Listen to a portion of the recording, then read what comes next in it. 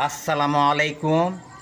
আমি মোহাম্মদ সাদেক আলী আপনাদের মালদা জেলার কালিয়াচক থানার অন্তর্গত জালালপুর অঞ্চলের ভলিটোলা জামে মসজিদের সুন্দর মিনারটি আপনাদের সামনে মোবাইলের মাধ্যমে তুলে ধরছি।